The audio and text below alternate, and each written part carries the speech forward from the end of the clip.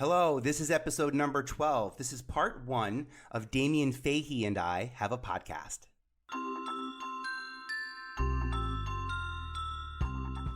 Yo and hello, welcome back to I Have a Podcast. I'm Vinnie Potestivo and you are in for a treat because in today's episode, we are talking to Damien Fahey. And whether you know him as the co-executive producer of Family Guy or the host of TRL or are lucky enough to call him a friend, there's one thing about Damien that he's carried with him throughout his entire career, aside from his devilish good looks. And that is his sense of humor. The dude is funny. But before we get started, let me give you some context in regards to how social media likes and shares were beginning to distort the audience impact television was seeing in the early 2000s. I thought it was funny though, as I'm thinking about likes and interactions on social media, how many people were in the audience in TRL back in the day? Like 100, 150 in that room? On set?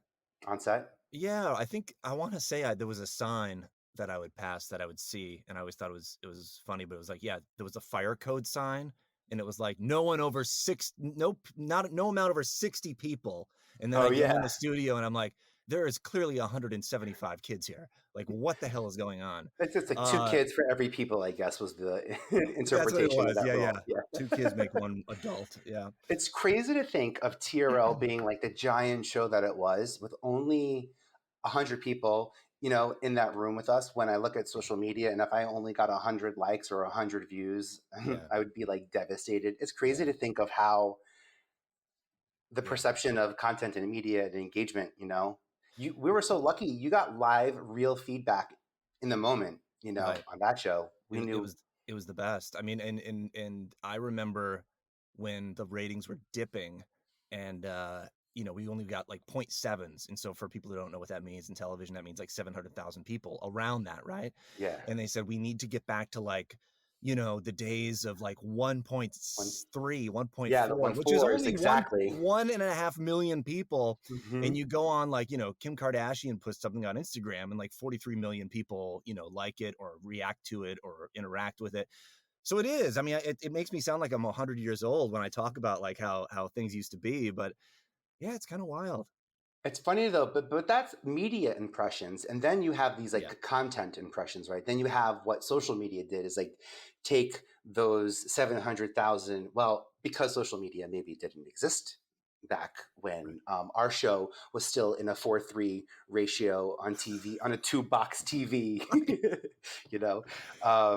But social media didn't exist for those tiny little pieces of content to get made from the media to get to be shared. It was more word of mouth, and that wasn't really measurable back in the day. Yeah. And now it is, and it's frightening. It's like, that's crazy. Totally. So I had moved to a town, like sort of I grew up in a blue collar town. I kind of moved to a more affluent town, even though my family really wasn't affluent, but we kind of faked it. But moved to a town around like the age of like 12. And so that was like really weird for me. I felt like I didn't fit in. I had a hard time making friends. It was a very like, cool kids, uncool kids. I didn't know where I fit within that. And so I think one day I just saw, for some reason, I was like a 13-year-old kid watching. I put on C-SPAN. I have no idea why. I was watching C-SPAN. Wait, you didn't know if you were in the cool kids group or the other kids right, group? But I was watching C-SPAN. So it's pretty clear. I guess I don't want to admit it to myself. No. But by the way, you were obviously in the cool kids because right. It's all about the long game. So C-SPAN was simulcasting a radio show out of New York, and I was at first, I don't know what it was, but it was like a lightning bolt came out of the sky and like hit me, and I was like, it just. Like, I just felt like sort of like every cell in my body came alive, and I was like, that is what I want to do. And then I just like a laser beam hyper focused on radio. And so what I did was I had my mom I said, Mom, take $300 out of my savings that I have in there, and I want you to drive me to Radio Shack, and I'm going to buy like a mixing board, a cassette deck, a CD player, a microphone, and I'm going to make a radio station in my room. And I did.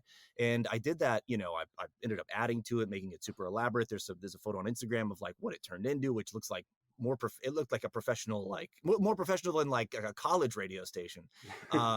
So anyway, I did that for like a year and a half, and I'd have friends over. We'd do fake morning shows, and I'd like yell at them and send them home because they didn't like read the weather right and stuff. I was so like serious about like radio. And then I kind of like plateaued doing radio at home. And so I opened up the phone book and By a yeah, limited audience, or yeah, right. Yeah. advertising wasn't there? What were the? I was, I was taking these giant speakers that I bought and like blasting my show out into like the Yes. neighborhood out of the windows. There were playlists. You played music as well? Yeah. Played Okay, music, cool. talked All over right, let's music, count did down. crank phone I calls remember to like this. Burger Yes. King, all that stuff. Yeah. And then I just hit a plateau, like I said. And so what I did was open the phone book, ask for internships or ask for tours of the radio stations in the Springfield, Massachusetts. When I was there, I said my plan was like, I'll ask for an internship while I'm on a tour. And so I booked 3 tours. The first 2 turned me down. They're like, you're 8 years old. You cannot, like, we can't hire you. It's to be an intern here. It needs to be for college credit. And the last station, I begged them and they said, you know what? Okay, come in on Monday and sit in with the midday DJ. And so I did that. And so that was like awesome because it was the summer. I didn't have school. And so I just did that all summer. I just sat in with like the DJs and kind of became like a fixture at the radio station. And then on Thursday nights, I'd have my dad drive me in. I didn't have my license. So I'd literally have my parents driving me to and from the radio station on Thursday nights. And I'd go in like the off-air studio and work on my my tape, like my audition tape, like talking over songs and like, this is John Cicada and now, ladies and gentlemen, Seal. And so I did that and I made this tape over the course of 6 months and I picked the best breaks and I slid it under the PD's door. And he gave me a call like one day and he said, hey, we have an overnight position opened if you want this Saturday night from 12 a.m. to 6 a.m. Would you like to do it? And so I did it.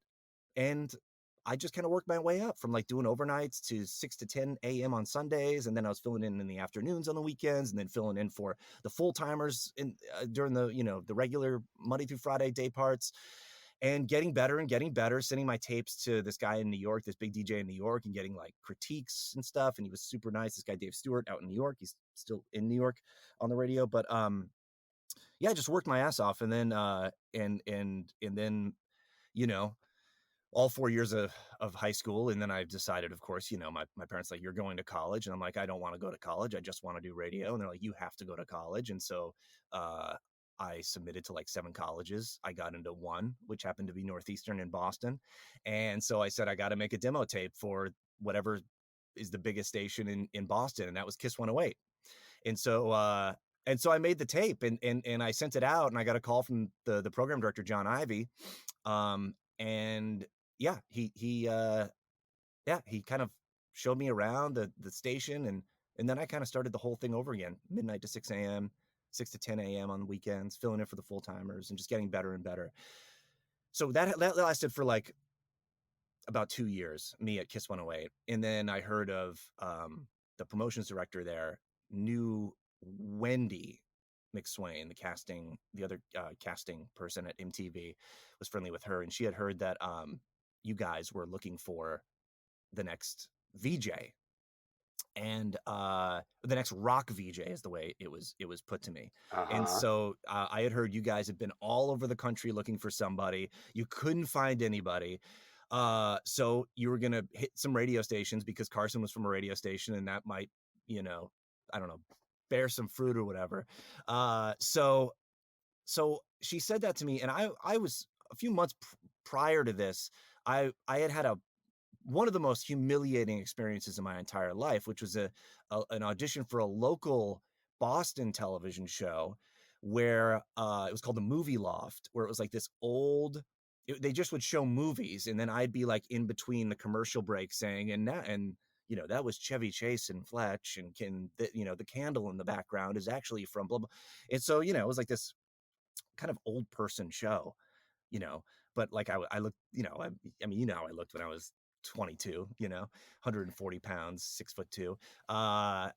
Yeah. So I auditioned and I just remember like, they said action and they're like, walk to the chair, and I tripped over a carpet and then I read the lines wrong and I couldn't follow the prompter.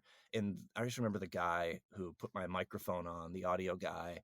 I asked him, I was like, boy, how do you think I did? You know? And he's just like, I don't think it's happening, man.